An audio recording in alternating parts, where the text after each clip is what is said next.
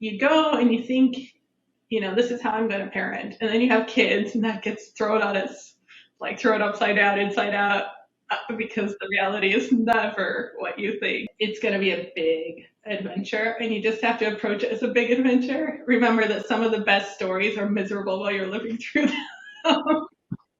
Like they're great after you're done. Zucchinis? Give me the paper. Nice. I love you, Texas. Hey guys, I'm Young, a full-time dad and a full-time professional with the goal to become the best parent possible. The Girl Dad Show is my journey interviewing fellow working parents aspiring to be both good at work and parenting. I'm going to do this by gathering and sharing unfiltered perspectives from my guests. So join me as I research parenthood one interview at a time. MaryAnne, thank you so much for joining me today on my show. Thank you for having me. I'm excited to be here. Yay. Let's jump right into it. Why don't you tell the listeners a little bit about yourself and what you do for a living? Okay, so I'm a blogger. I have some like other freelance side things I do, but mostly I run a blog called mamasmiles.com.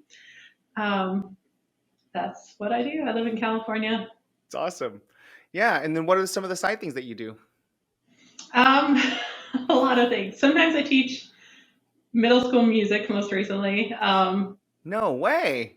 Yeah. So you're a musician as well, and you're good enough to actually teach. So that means that you're an actual musician, not just like a hobbyist like me. Well, I would still call myself a hobbyist, but yes, I've met some hobbyists who are better than me. So I'm like, well, don't like devalue yourself too much there.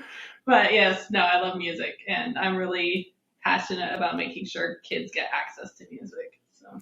Yeah, that's awesome. And then do you have a specific instrument that you play, or are you teaching a specific band or theory, or what kind of aspect of music? So I have taught all of it, but I'm most comfortable singing piano, guitar. I'm okay with string instruments. Band is always terrifying to me, but I'll do it if I have to. Mm-hmm. So is it mostly the choir then? Choir, and I had a fun little ukulele choir group going. Oh, awesome. Really cool. Yeah, a couple years ago I picked up the ukulele and it was just so fun and amazing, and I love that instrument so much. It's so great. It's brilliant because it's so playable and it sounds calming and happy and upbeat. Yeah, it reminds me of the beach. So it like it definitely has that like connotation of like calming and kind of like relaxed sense of state of mind. So I think there's a lot of advantages to that instrument in that sense as well. Yeah, but it is very approachable too. I feel like people can pick it up pretty quickly, so it gives them a good you get the basics. The people who are good at it, I'm like, you can do some mad technique on that instrument if you know what you're doing. But so did your love for music also kind of tie in nicely with your love for writing? Or I guess the question I'm trying to ask is how'd you start becoming a blogger? What's the origin story for that? How does one become a blogger? I am one random person. So I was a music major as an undergrad, and but I knew I wasn't good enough to easily cut it in a pro world, and I also knew that I don't stay up late very well, which also makes it very difficult to cut it in a performance world. And so I went and got a teaching credential as like my backup, figure out what I'm going to do. Then I went and got a Ph.D. because an opportunity showed up. I'm a big opportunity person, which is kind of maybe how you do become a blogger. You get this opportunity. Finished a PhD, had a child while I was finishing my PhD, which is madness. Don't do that. But I mean, she's awesome. I'm glad I had her, but yeah, maybe don't try and combine them. And after combining them, I was like, I'm going to step out of academia for a while. Took a break, had a second kid, was just kind of fell into blogging as at the beginning more of a hobby. Like I'm sitting here with 2 toddlers and they are awesome, but also where is my brain going? And so it was like a brain outlet combined with actually similar to your show, maybe a desire to raise awareness of what parenting actually is and how much passion and thought and mindfulness goes into parenting. So I was wanting to showcase that too. Then did not realize when I started it that it could be a career option. So it was really awesome when it turned into that. growing up, I come from a huge family of writers. Like my dad was a career diplomat, and if you know what career diplomats basically do is they write a Wow. No, lot. I didn't know that. That's awesome. They go, they talk to people, do research, and then they send cables. And Mm. how well your cable is written is really important because you have to be able to communicate what's happening because it then informs policy decisions. Wait, it's called a cable? So is that like a newsletter or I'm a not like, pitch or what's a cable? I've never even. I think they used to literally cable it to Washington. Oh, wow. And so it's still called a cable to this day. It was when I was growing up, at That's least. awesome. So cool. So you grew up in a writing family that really I did. yeah, loved the words, and you parlayed that during your early motherhood and was Mhm. using that to express yourself, and then you were able to turn that into a career. Yeah, the irony is that I'm a lot less elegant of a writer than a lot of my siblings, and so I Hmm. never thought of myself that way. And then I've come to realize, maybe sometimes it's good to be more like ordinary and less elegant. Yeah. In terms of reaching people, it can be actually an asset sometimes. So So it's wait, worked so out. what do your siblings do? Oh gosh, they do everything. I'm one of 10. Oh, So my wow, that's amazing. You want to hear all of them? It's kind of interesting. Yeah. So oldest she's a managing director of a professional orchestra. She's a professional violist. Oh, wow. Um, Number two is a brother. He was in the Air Force, just retired, and is now he's an associate marriage and family therapist. So eventually he'll be an LMFT, but that's his like second career move from the military, which is kind Wow. of What a change of pace. I love that. I know. And then I have a sister who worked in the military and hospitality for a while, is currently a mostly stay at home mother of 7 children, Wow. but she's pretty brilliant. So I'm excited to see what she does over the years. Yeah. And then there's me. And then I have a brother who works in healthcare industry, but kind of like breaking, I think it's let's see, remote appointments, kind of making that happen and getting healthcare more broadly available at a more affordable rate, I think Nice. is how you describe what he does. And then a sister who was in China, working at a school in China, kind of got locked out during COVID and is now teaching at a school in Florida. Yay, she's back. That's awesome.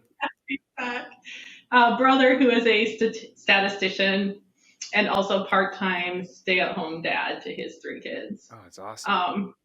And then a sister who is a user UX designer, so user friendliness on the internet. Yeah.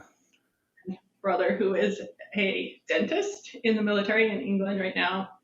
And youngest sister, this is the last one. Yeah, no, this is amazing. She's working on her master's or PhD. She's kind of on the fence if she's going to go all the way through to PhD or stop at master's in psychology. So. Wow, it's awesome. And then, so it sounds like the only real, I mean, you're right, it is all over the spectrum, but like the only commonality I've seen so far is the three siblings that had service in that, like they did military service.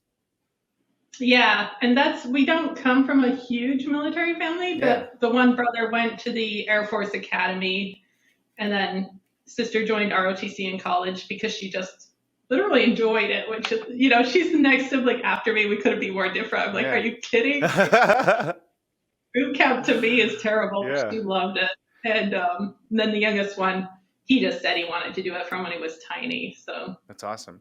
And then what does everyone think about you being a professional blogger? they're finally starting to take it seriously. You mean they kind of considered it a joke or something? Or what do you mean? Like they didn't really believe Yeah, you? in fairness, it took me a while to take it seriously, Oh, and then got there was it. like I took it seriously until when they took it seriously. But Yeah. they're pretty supportive. They're cool. Yeah, I mean it's gotta be hard to explain to people, right? Because I think there's like so many people that want to do that and do that, but it's like to actually be able to like turn that into a career is like probably not as common, right? Yeah, I mean, it takes a lot to, as you know, running a podcast, like Yeah. the gap between doing it as a hobby versus making it a career is pretty big in terms of just the work involved on the back end. It's still a fantastic passion project, but you have to put the work in. Yeah, and when was that jump for you? Like, how did you like know that you wanted to do this as an outlet to actually like turning this into a business and your career? I think it was so we were living in Massachusetts, and there I was pretty happy with it being just an outlet. And I had 4 little kids, and um, we lived out in the countryside. It's like pretty slow, easy pace of life. Yeah. Then we moved back to Silicon Valley, and so my husband and I met at Stanford as undergrads. So we were moved back to Stanford for his job, and I'm back in this like high-paced world, and I'm like, do I want to go back in or do I not? And I guess, I thought about it. It would have been hard, Yeah. honestly. It wasn't completely undoable, but and then I tried some other things like the teaching music, and I'll probably keep doing that off and on. I tend huge kudos to the teachers who do it year in and year out. I find I can do it in bursts, and then I like take a few years off and go back in. Yeah. Um, and but I've just found, you just can't beat the flexibility and the ability to explore your passions and to really meet some amazing people. It's worked like we've done. My husband's taken in students on study abroad, and it's a job that can move with that. There aren't many of those. I just feel like you can't beat the flexibility for the interest factor of the job. Yeah. That's awesome. And I guess I'm like really trying to like parse out more for my selfish knowledge because I would love to do this for a living. This would be amazing to be able to just podcast for a living. But I don't know if you like can hark back to like a specific moment that you realized that this could actually be a possibility of like, you know, you know, do you know what I'm kind of Yeah. alluding to? Do you have a moment like that, or was it just a culmination of a bunch of things? It was a combination of watching some of my friends make the leap and succeed because I started blogging at the end of 2008, and a bunch of people started blogging. That's right. There was a And so huge there was a entrance of group of us. bloggers then. Yeah. Yeah, so I was part of that massive influx, and a bunch of them dropped off, but there's a significant group of us who've kind of like followed each other's blogger trajectories over the past decade and a half now, almost. And I've seen some of them really succeed and, had good conversations with them. So that made it feel more doable. And then just realizing how good of an opportunity it is, but also learning more strategy on how to make it work. Yeah. And I'm still working on that. Yeah. Because I'll master one piece of strategy. Like I remember around 2012, Pinterest was so easy for bloggers. It was incredible. And then they changed their algorithm and oh wow, so you're like learning like tactics, like actual growth hack tactics and like strategies that have to, oh wow, that's awesome. I love it. That's really, really cool. Yeah. In the golden days of Pinterest, I could like throw a post out on Pinterest and get tons of people on it immediately, but then everybody else figured it out too. So yeah, you it's gotta love innovation and change and no, I growth. love it. And it's so funny because like as I go down this journey of building this this video podcast, I started to realize that it's not as simple as just creating content. You actually have to know business. You have to actually be thoughtful and strategic and operational and tactical, and you have to seek guidance and mentorship and understand the current trends. It's like so much work. It's so much. So much work, yes. Yeah, it's amazing that you've been able to navigate it and figure it out. I'm really proud of you and jealous of you, and not jealous, but I'm very proud of you and excited for you. And I can't wait to learn more from you and try to see how I can pull some nuggets out of you so I can employ them for myself. But that being said, you said you had your kid when you were going for your Ph.D. And was that your first or your second? That was my first child. Yeah. And was that intentional, or did you like? It was. So my husband and I got married at 20, which is very young. We've been dating for a few years, and his dad had terminal cancer. We're like, we're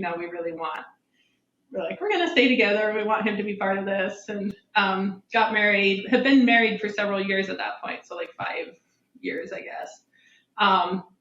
I had cancer when I was not quite 2 in 1982. And I was like a clinical trial that worked. Wow. And when you're the clinical trial that works, you don't know what the long-term like side effects are. And so I'd always been told like maybe you can have kids, maybe you can't. And so like I was just like maybe I'll get lucky, but and so I got lucky. And then I had that's part of why like my first three kids are so close in age because I'm like, well, who knows how many times I'll get lucky. Oh, um, wow. so uh, so yeah, it was intense, and it was intense to navigate that as like a clinical trial kid who's going through a pregnancy when they don't really know the impact, but everything was pretty much fine. So That's I was very amazing. That's fortunate. an amazing story. Well, congratulations, and even more so now. And so, when you were going through your PhD, you were doing that somewhat intentionally. It sounds like so you knew, eyes wide open, you were doing this with even more complications added to the variables of it, in addition to the PhD. So, did you finish your PhD? And I did. good for you. I got pretty freaked out in the process, as I said, but I'm proud of myself for Yeah, I finishing. am It was too. amazing, the contrast. So I had it almost written before she was born, handed in the basic final draft when she was 3 months old. Wow. And I remember, and then there's like a gap between you in the UK. There's can be a pretty big gap because they fly in your examiner, and so we had to wait for my examiner to fly in from Australia on his schedule, and so there was like this big gap of months between when I handed in and when I finally defended and then graduated. And I remember, writing with her at 3 months was challenging, but then doing the corrections with her at 8 months was like unbelievably Oh hard because at yeah. that point she's like typing on the computer, like, Mom, what are you doing? Right.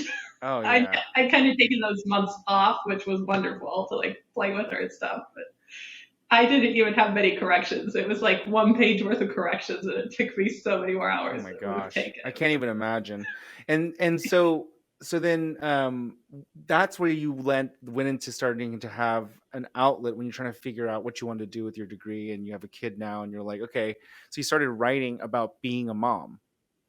yeah, yeah. And so it was. I mean, it was mostly an outlet. I would get people would be like, "Why are you taking?" Because I was at that point, I was just taking time to be a mom. Like that was all I was doing.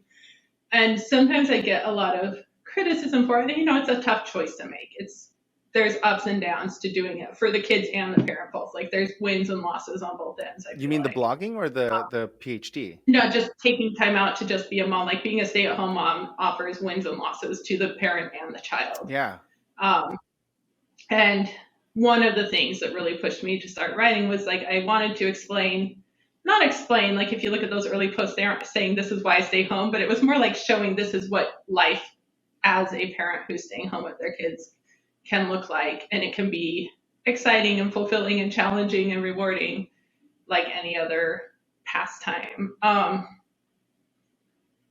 So I was trying to raise some awareness about, I feel like that's a missing, like I think I would consider myself a pretty big feminist, but I feel like a missing piece of feminism and of equality in general needs, at some point we need to appreciate caregiving, whether it be stay-at-home parents or the nannies people hire or the child care center workers. And I feel like we undervalue those right now. And I guess I was feeling undervalued as a stay-at-home parent and wanted to raise some awareness of what that actually Oh looks my like gosh. so that hopefully there'd be a little more respect. I love this story. Thank you for sharing that. That really means a lot to me personally. I mean, my wife and I, we made the decision as well to have her stay at home as soon as we had a kid. And it was not necessarily a difficult decision for us. Between our partnership, it was actually pretty Yeah. logical and objective. And, we did the math and, financially, logically, operationally, everything was like, we're like, yeah, this is a no brainer. We didn't Yeah. expect the social aspect of it. We're like, there was this kind of weird taboo thing where we would tell people, and Yeah. the most common response was like, you could work, right? Or like, you don't have to stay home, right? And it's like, and just the wording and the positioning of that statement came out at us like, oh yeah, of course we know it's like you make it sound like it's a bad thing, and it was really interesting actually to go through that.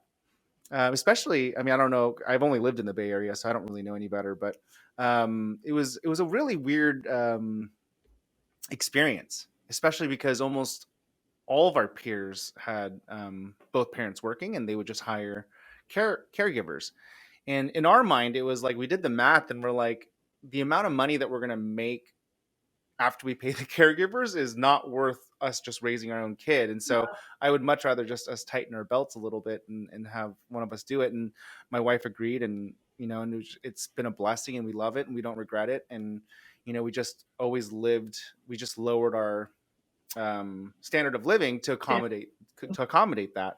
And it's one of the other reasons why we moved to Austin, Texas, even, right, is to like even further that ability to do that one single income and have one parent fully dedicated to caregiving. And I think it's fine, right? Obviously, you find people that are also like very accepting of it and appreciative of it. But I will say it was a really weird experience going through that, and then having those like kind of jolts of social awkwardness of like, oh wait, yeah, this is our decision, and it's not normal. Well, and Silicon Valley in particular, I think it's really difficult. It's really fascinating to me. I'll go to some event, and sometimes people just quit talking to you if they realize that's the main thing you do. Or blogging, like blogging is almost in that same category for people. Yeah. Well, it's also probably more so because you just hit the trifecta then, right? Because you had you're blogging about it, and you're also so you're like a double whammy in that sense. That's amazing. And there's less, Massachusetts had more families making that choice. It was more normal. Yeah. And the cost of living is lower, so it's more feasible. Yeah. And so the other thing is, so in Massachusetts, I had a bigger social network of people who are making the same choice, where here the social network is, as you would know, I imagine, practically non-existent. Like it's there, but no, it's not. Yeah. You really have to seek it out. You really do. It's not. You really do. It is, yeah. Yeah, and it's also, I mean, partly due to the fact that like it's just so expensive, right? And so you need that dual income, so that makes a lot of options go away because of that. But I love that you were already thinking about this as you made that decision. And I think it's such a valuable one. And I'm not saying one way or the other. I don't think it's bad or good, and I think that it's fine either way you do it. Like I have family members that think the opposite and did the opposite thing, but I also think it's just a decision that we shouldn't necessarily negate either. I think it's like to your point, we just need to normalize it. We just need to appreciate the fact that it's not like a lesser thing. It's actually, in my opinion, it's equal, if not more important, than contributing to the economy, because you're contributing another human being to the world and the economy, right? So exactly. Yeah. And those are the people who are volunteering at your child's school because they're the ones who have the flexibility to go do that. It's not even only your own children who benefit. They're often the ones who are driving all the carpool vans, Yeah. And they're happy to do it. Yeah, it's awesome. It's awesome to hear you say that, because you're like a studied academic, right? You went to Stanford and got a PhD. I mean, so it's not like we're just like talking, from a place of like lack of options, right? We're talking about you making this conscious decision with a lot of options. And so it's a very, very valuable statement. And I'm so appreciative that you just shared that story with me. For the listeners that are listening, but also me personally, because I needed to hear that. Well, same for you. It's just so rare to hear people with, I do think it's like one of the big steps we still need to make towards genuine gender equality is to start recognizing that these traditionally female roles, they certainly don't have to be. Like I said, I have a brother who's a stay-at-home dad. But they're really valuable and they're important, and they contribute to greater society and not even just the nuclear family. Yeah, it's awesome. So that kind of leads me into a couple of these questions that I love to ask folks about business and parenting. But yours is interesting because your business is about parenting. So how do you qualify success in your business? Like, what does success look like for you as you start to build your your blogging business up? I think the ability to earn enough that you need to earn for whatever your goals are, while doing something where you feel like you're having ideally some kind of impact in doing something that's meaningful to you personally. I think if you can get those three, and believe me, I'm like chasing between them a Yeah. lot. That's like the ultimate goal for me in business success. I know often we think about, growth, unlimited growth, especially in the US, we kind of chase growth, growth, growth, growth, growth. And I feel like there's monetary growth is important, but sometimes we miss the it's more horizontal growth because like you're delving into things deeper, building better relationships, or one of the things I always juggle is like, how much do I throw into this blog and how much do I throw into parenting, especially as someone running a parenting blog. Like I can spend more time on the blog and my parenting can suffer. And so it's a really difficult balance that I'm always having to like check myself on, I Oh feel my like. gosh, that's so meta. That's so true. Yeah, it's actually a really interesting because do you do a podcast as well, or is it just strictly the blog? No, I don't feel like I have the bandwidth. I I, think it would be I fun. was just gonna say, like, I had no idea how much time and energy the podcast would take, and it's so funny because there's all these moments where I'm like, wait, shouldn't I be spending more time with my kid, especially because I run a parenting podcast? It's like, it's a really weird problem that I didn't foresee, which I should have, but it's really Mhm. great to hear you talk about that because it makes me feel a little bit less lonely on this journey. And then It's really hard. It just is. yeah, it just is. And it sounds like you're still on the journey. It sounds like you're constantly battling it. Oh Cool. yeah. Awesome. Good. That also makes me feel good. And then when you think about parenting, how do you think about success as a parent? And what does that look like for you? I think the heart of successful parenting is connection because it's crazy, you go and you think, this is how I'm going to parent. And then you have kids and that gets thrown on its, like thrown upside down, inside out, Yeah.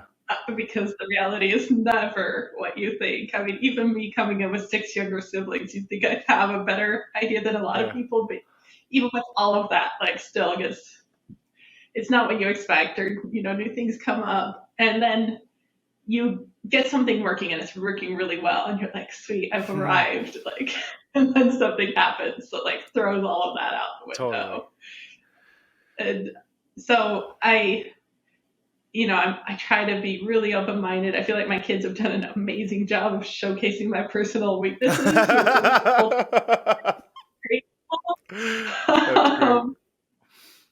And but the connection, that's where it's at because it's how you survive the really tough times. It's how you survive the sleep deprivation to the, I have a 16-year-old, teenagers plus COVID was brutal on the teenagers. Yeah. And as parents, I just felt like I was failing. And we're coming out and things are getting easier. And like, I'm like, okay, I'm not horrible. But you're gonna fail. That's just how parenting works. And here in Silicon Valley, we talk about how great failure is, but we don't usually actually really talk about what failure is like. And it's really painful when you're in the muck of it, Totally. Yeah, I completely agree. That's amazing, and I love that you're being so vulnerable and sharing these conversations and actually talking about it because I think that no one would expect that from a parent blogger, right? Like especially someone that writes about it. So that's really great. I love it. I have to ask, what do your kids think about you being a blogger? So I think they're good with that. If you go and visit my blog, you'll see there's less and less content about them as they get older because when they're small, that's just really straightforward, cool. And there's a really good reason for that because like little kids, they're all kind of similar. So it doesn't feel as vulnerable to throw a little kid off there and talk about what they're doing because like most of the other little kids are going through the same things. Yeah. And they get older and their struggles become more personal. And so I'll probably eventually write about it, but like once they're through with it, I'm not going to throw it out there while we're in the muck of it. And that's because I don't know what the end is partly too, and I don't actually know what's working yet. Like I know what I think is working, but if I look back, will it still look like what it was working? I'm not sure. Yeah. So you need the retrospect. You need the ability to retrospect. Yeah. Yeah. I feel like I'm going to have there's going to be a lag in what I write. And, it protects them from like their peers Googling them or whatever. And but they mostly like it. My two younger daughters would like to be on there more than they currently are, and I probably should like let them go do that. I just got so in the habit of protecting the teenagers, and I'm like, wait, but the non-teenagers still like it, so Wait, I explain. should. They want to be written about. They want their stories to be spotlighted. They like being written about at this point in their life Oh, still, yeah. wow. That's amazing. And I will say that's one of the things I think I did right was I was always really careful what I put on there, thinking, looking down the road, will this embarrass them? And I've really tried not to write anything that could do that. I think it helped that, my husband's an AI expert, so I was fully aware of things like image recognition and search engine power. Yeah. And, there are people who will say I should have protected them more than I did. You have to make, but what I did do is I've consistently tried to protect their ability to be who they are without people pulling up pieces of their past that might be hurtful. And they're awesome kids, so that makes it easier. Yeah, but that does make it easier. But it is like a really weird world that we live in, and that's got to be really fun to have an AI expert in the house as well too, because I'm sure he would be like cringing and just be in absolute horror when he hears how much I share about my kids, because I'm like a massive oversharer, you know. it's funny because he used to be like, he'd always be like cautious, cautious, cautious, and then like he got an Instagram profile, and I'm like, honey. He's addicted now, huh? Yeah, it's so addicting. I know it's the worst. Very good. But let me jump into some of the rapid fire questions I want to ask every guest. So there's some standard to the show. Let me jump right into it. I'm going to throw a couple fun ones just because of the conversations we've had. But I'll definitely try to make sure I get the main ones that I ask as well too. What advice do you have for other parents and soon-to-be parents? Especially soon to be, just expect the unexpected, and it's going to be a big adventure, and you just have to approach it as a big adventure. Remember that some of the best stories are miserable while you're living through them. Like they're great after you're done. Yeah. But yeah, embrace the adventure, and I really feel like connection is super important. And sure, that fed into my desire to like be mostly home with my kids, but I have seen working parents can make that happen, and I see them make it happen. So it's all about where your focus is and what your goals are. It's awesome. Yeah, it's a really, really good answer because, connection, if you think about it in that aspect of the quality of that connection, it doesn't matter if you stay at home or you work. It's really, it's really pervasive in that sense that it can kind of ride through any medium. That's awesome. And kids are smart. Like, you have to pay attention. Like, they call me, they're like, sometimes I'll say something's cool, and they're like, Mom, you just say cool when you didn't listen all the way. You're ruining it. Exactly. That's funny. So, no, they're smart. Like, when you pay attention, when you remember details, when you follow through on stuff they told you about, like, that's where the gold is, I feel like. It's awesome. So if you can go back and tell yourself one thing before having kids, what would it be? Breathe. Like, I remember, going back to like kind of it feeling like amazing to actually get to have a kid, since that was kind of an unknown for me. But I think this happens to other parents too. Like, I remember having that newborn, and it's just crazy that kid is breathing. Like, just you worry, like, are they going to keep breathing? And of course you're going to worry, but the worrying isn't making them breathe. So like, just to the extent that you can, just take deep breaths, let yourself, sit and admire the toes and catch those little stolen moments. Like, I think there's a really good evolutionary reason children are so beautiful when they're asleep, because you can have the worst day and then you finally get them to fall asleep, which small children, No, I know. And then you go and tiptoe in, and they just. I'm in that stage perfect right now. I know exactly what you're talking about. Yeah, it's amazing. Yeah. Yeah. Those little terrors, and then you're like the roller coaster ride of the day, just like all their emotions and stuff is up and down. And then when you finally get them to sleep, it's just like everything's worth it and everything's good in the world. Yeah. I love that. What is the most surprising thing that you learned about yourself after you became a parent? Oh, that's really good. My fears weren't always what I thought they were, if that makes Mm. sense.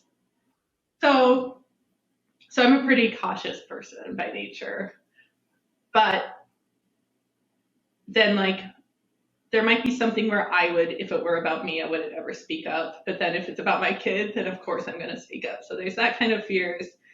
And then I guess I've just learned to be really cautious of like aware of my own fears because I've learned that like I can work through things that I've been afraid to do my whole life if suddenly my child's well-being is involved.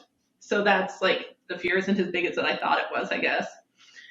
And then the other thing is like when I make poor parenting choices, I feel like they're almost always based on my fears. Like fears about my child growing up to do something terrible or fears that Oh, wow. I'm a terrible parent. And it's like the fear is bad. Oh, So like man. just I have to let go of the fear, and that's terrifying because like the fear is like this funny tightrope that's actually making you fall, but you think it's holding you up somehow.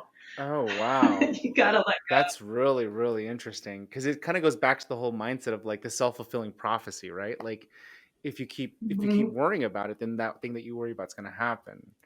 Oh, that's really, really insightful. And this is kind of a curveball, but like, so you're kind of unique because you have a fun story here. But if there was other parents that wanted to like start blogging or podcasting or kind of join the conversation, and they're trying to figure out if they want to make that jump or not, what would you say to them? I think you should go Yeah. for it. I mean, it takes a lot of time to set up and it takes a while to get it to where it's working. But I really love the diversity of voices we get in the blogging, podcasting world. I think we need, and I love the fact that anybody can suddenly go and with enough perseverance and focus and passion can go and start being heard. And I think we just need more and more voices out there. So I would say do it. Yeah, that's awesome. That's really, really good. I also agree with you on that. I think that we could always use more point of views just because I think that the more I do this, the more I realize there's really no right way of parenting. And I think just hearing more perspectives and understanding that it's not like cookie cutter and it's okay to have to figure things out and that there's all these different types of parents is really, really important because that by de facto, I think will help people feel more comfortable about being a parent and much more open to learning and talking about it. So I completely agree with you on that one. Um, I do want to know, is there like a book or a podcast or a blog that you like to read? Or is there a favorite one that you have that's kind of like your staple? Um, let's see. There's a really fun sewing one Sewing called. blog? It's a blog on sewing? Yeah. Wow, that's Oh, amazing. there's so many blogs on sewing. But actually, part of what I love about it is she's a brilliant writer. It's Mhm. icatbag.com, I think, like IKATBAG.com. Yeah. And I followed her for forever, and she makes these really cute like kid toys Oh. patterns, and then she makes amazing things out of cardboard. And she's a former physics teacher, now stay-at-home mom, and if I remember right, I've read her for forever. This is why I know all Yeah. this. But her dad was an art teacher, and her mom was a seamstress, Wow. I think. And so she's got this huge art background, but she also like did some sort of counseling professionally in schools, I think. And she writes like this beautiful, beautiful series about grief because her father passed away. And she wrote this incredible series about grieving her father. And so yes, like I sew is like a de-stress Hmm. creativity thing. And so I admire her from the sewing side of it, but she's a fantastic writer. She builds, this is what I mean about needing all these different Yeah. voices. Like it's a sewing blog. You can go in there and you can learn about grief and processing grief in a way that you don't find necessarily in like the main books about Yeah. grief, for example. Exactly. No, that's what I was going to ask was that like is there some sort of like philosophical overtones to it? But it sounds like there is. It's not just about like the tactical aspects of sewing, but it's actually interwoven with their Yeah, and story. she's got yeah, and she talks about raising she has 3 daughters and she's raising these daughters and talks about that stuff too. And it's not really about the sewing. That's not why I come back. That's what I've realized with blogs. The ones you keep coming back to, there's something beyond just the surface content.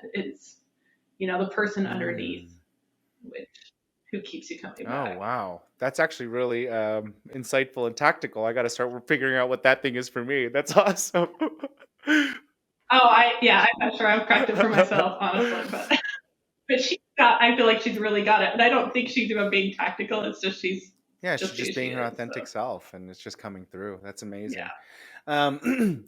I think you kind of answered it, but I'm going to ask anyways, just because I think that if there's another answer or another thing that you do, it'd be great to hear. But when you're not being a awesome parenting blogger and an awesome mom, what do you do for your downtime? What do you do for fun? And I now know you sew. Yeah, so is there anything else that you like to add to that? I think so. Yeah, I actually I started teaching middle school, and I wanted to teach them songwriting, so that I took a songwriting class because I had never done Nice. that.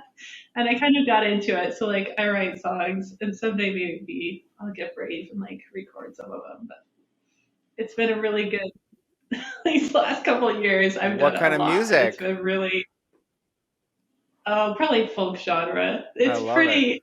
I feel like I lean cheesy, and I always have to rein myself in. I mean, my blog, if you visit my blog, it leans that direction too. And I can't wait to hear it. I can't wait to hear it. Yes. And going back to what you said earlier, you got to cast the fears out and just go for it, right? Just do it. Yeah. Just push it out there. Who knows? Next time we talk, you may actually be a music artist and a blogger. That would be amazing. Yeah, I mean, you've already proven that you can do this and make a living out of it. So why, if anybody can do it, it's going to be you. So that's awesome. Well, thank you so much for taking the time, MaryAnne, to talk to me on my show and just and being so vulnerable and sharing so many of your wonderful stories. I really, really appreciate the conversation. Yeah, thank you. You're so easy to talk to. So. Oh, thank you for saying that. I'll talk to you soon, okay? All right, thank you. Thank you. Thanks for tuning in to another episode of The Girl Dad Show. We really hope you enjoyed that interview, and as always, please take a moment to review, rate, and subscribe. We'll see you next time.